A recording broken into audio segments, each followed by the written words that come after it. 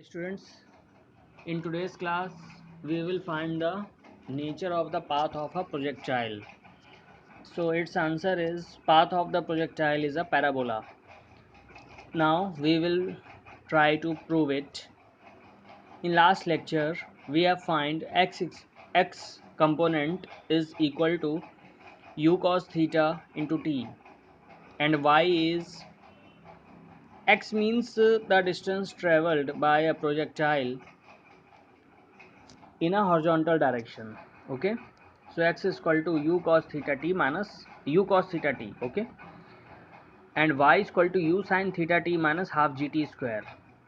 Okay, हम लोग क्या करेंगे, यहाँ से t की वैल्यू फाइंड करेंगे फ्रॉम इक्वेशन 1. तो t is equal to x upon u cos theta. So put t in two. अब t की वैल्यू पुट कर देंगे इक्वेशन नंबर 2 में. तो y is equal to you sine theta into x, t की जगह x upon u cos theta minus half जी, और T square की जगह x square upon u square cos square theta.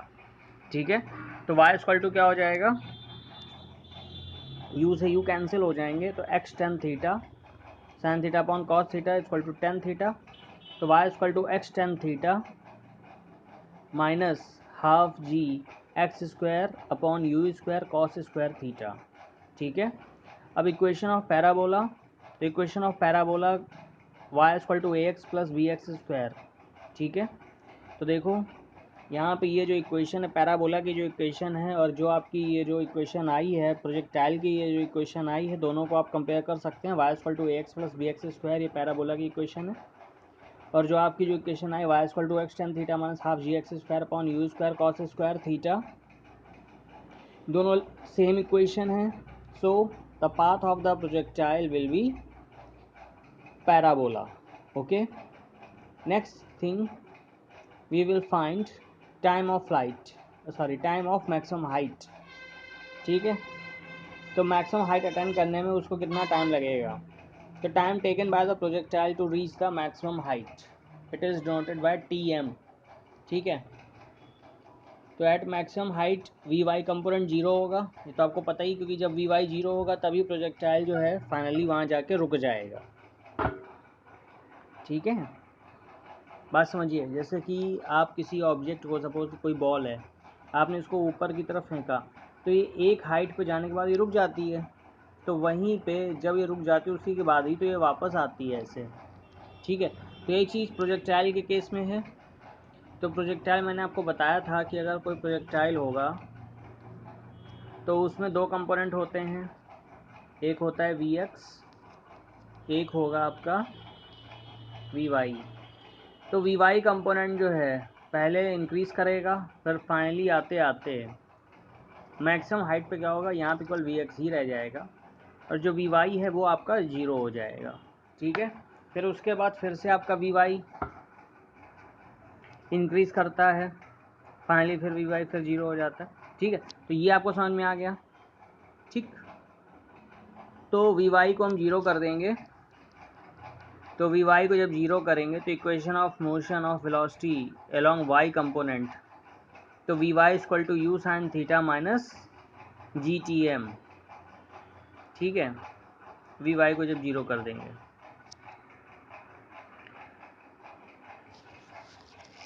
तो यहाँ से फिर हम लोग वैल्यू फाइंड करेंगे u sine theta equal to G T m. V y को हमने ज़ीरो कर दिया. ठीक है, क्योंकि आपने कंपोनेंट ऑफ वेलोसिटी देखो लास्ट टाइम पे निकाला होगा, तो जहाँ पे आपने d y by d x किया है, d v by d x, तो देखिए वहाँ पे जो वी वाई आया है तो u sine theta minus G T आया है. ठीक है, u sine theta minus G T आया है. ठीक है, तो वहाँ से फिर हम क्या करेंगे, वी वाई कंपोनेंट को जीरो कर देंगे. तो u sine theta equal to G T M, तो T M equal to you sine theta upon G. ठीक, अब टाइम ऑफ फ्लाइट, तो total time during the projectile is in flight और in the air. बात समझिएगा. अच्छा, एक चीज़ और, ये जो टाइम जो आपका आया है मैक्सिमम हाइट अटेंड करने का, ये जो टाइम आया है, ये टाइम आपका ये मतलब यहाँ से यहाँ तक का है, ठीक है, जैसे ये है तो ये आपका यहाँ से यहाँ तक का है, ठीक। अब देखो टाइम ऑफ फ्लाइट का मतलब है total time during which the projectile is in flight और इन द एयर, मतलब जितने टाइम जो है जो आपका प्रोजेक्टाइल है वो एयर में रहता है उसी को बोलते हैं टाइम ऑफ फ्लाइट, ठीक है, टाइम ऑफ फ्लाइट। तो टाइम ऑफ फ्लाइट फाइंड करने के लिए फिर से वही y इक्वल टू 0 कर देंगे, कितनी देर वो एयर में रहा। तो देखो 0 से स्टार्ट हुआ, y इक्वल टू 0 से स्टार्ट हुआ और फाइनली y इक्वल टू 0 पे आके एंड हुआ, तो y इक्वल टू 0 पुट कर देंगे। तो आपकी जो इक्वेशन थी u sine theta t minus half जी टी स्क्वायर,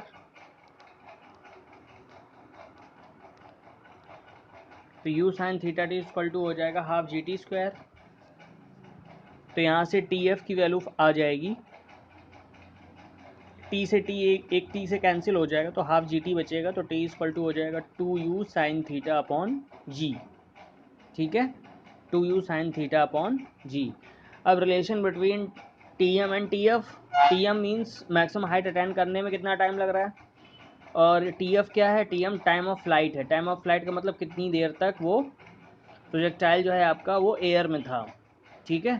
तो टी एम की वैल्यू आपने यू साइन थीटा अपॉन जी निकाली है, और टी एफ क्या है, 2u साइन थीटा अपॉन जी। मैंने आपको अभी बताया था ना कि डिफरेंस बस इतना है कि टी एम आप क्या कर रहे हो, यहाँ से यहाँ तक निकाल रहे हो, और टाइम ऑफ फ्लाइट आप यहाँ से यहाँ तक निकाल रहे हो, मतलब जस्ट डबल है, ठीक है। ये यहाँ से यहाँ तक टी एम है, ये पूरा टी एफ है, ठीक। तो टी एफ देखो 2u साइन थीटा मतलब जस्ट इसका डबल हो गया 2u sine theta upon g, तो t f is equal to 2 times t M.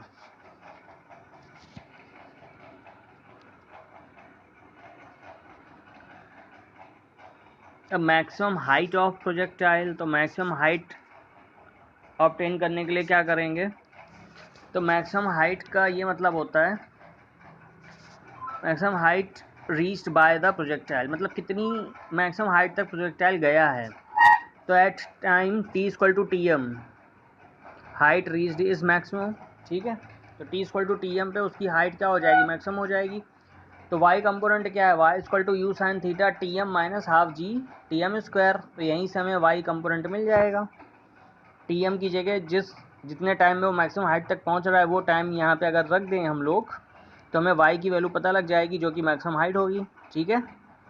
तो u sine theta into T M, तो u sine theta upon G, T M की value u sine theta upon G है minus half G T M square, तो u sine theta upon G whole square, तो आपका हो जाएगा U square sine square theta upon G minus half U square sine square theta upon G. ये G एक जी square है, ऊपर देखो जी है तो जी वो कैंसिल हो जाएंगे, ठीक है। तो यहाँ पे आपका आएगा y max equal to u square sine square theta upon 2g, ठीक है। तो आंसर आपका y max equal to u square sine square theta upon 2g, ठीक है। अब ये हॉरिजॉन्टल रेंज आपको कल बताएंगे, ठीक, ओके।